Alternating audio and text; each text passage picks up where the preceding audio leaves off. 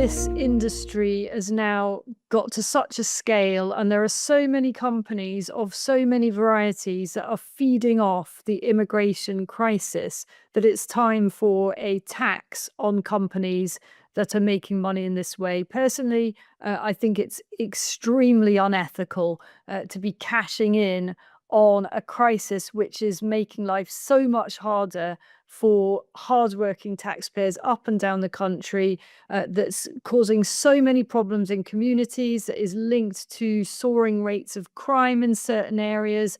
And yet, there are companies that are only too willing to take this extra money for providing accommodation and any number of other services to asylum seekers. Now, there have been some very honourable cases of hoteliers who've actually turned down this money. They've said, you know what?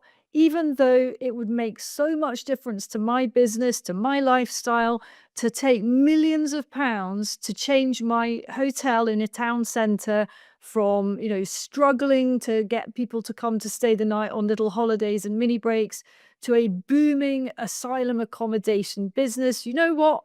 Even though that would make me a lot of money and I could retire earlier, I'm just not going to do it because it is only fueling the problem. The provision of these services is part of the whole industry that's grown up. And the more we keep catering to the industry, the more the industry will grow.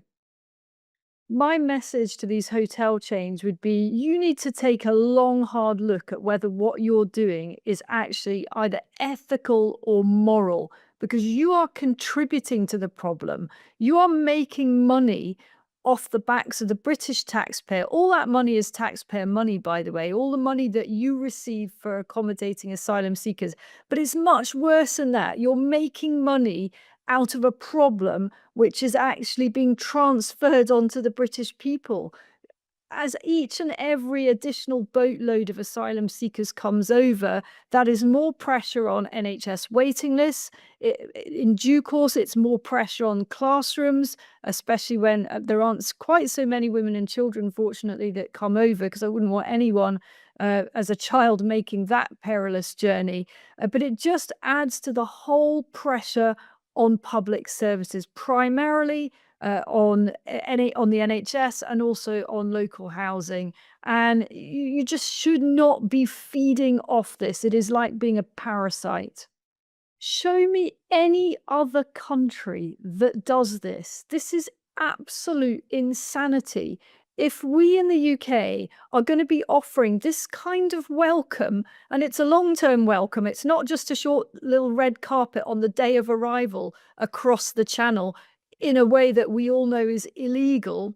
If we're offering a long-term luxury lifestyle to asylum seekers and other illegal immigrants, what do you expect? Do you expect the flow of illegal immigrants to dry up? Do you expect it to diminish? Or do you expect word to get out? And by the way, many of those who come are pretty good on TikTok. They quite like advertising their fancy new lifestyle. So do you think that actually catering to them in this high-end way is going to either reduce or increase the problem? I think pretty much even a child could tell you that this offer it's pretty hard to refuse. I don't even blame people from difficult parts of the world for coming to the UK to take up this amazing offer. What's not to like?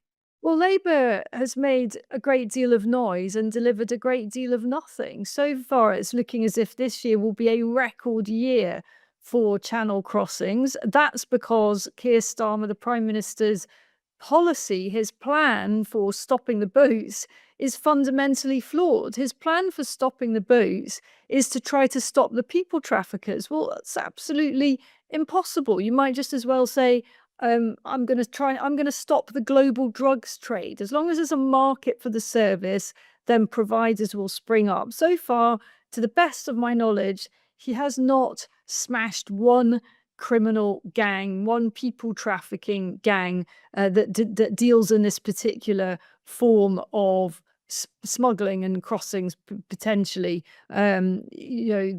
he should have caught at least some by now, but there's been absolutely no sign of it. I think there was a bit of a press release a few months ago saying that a vile people smuggling gang, to use his terminology, had been smashed, but it turned out that actually that predated this Labour government. So their record on this has been absolutely woeful. And if you fast forward a year, 2 years, 3 years, we're going to have such numbers, and there's going to be even more hotels like this and companies that operate these hotels making vast sums of money.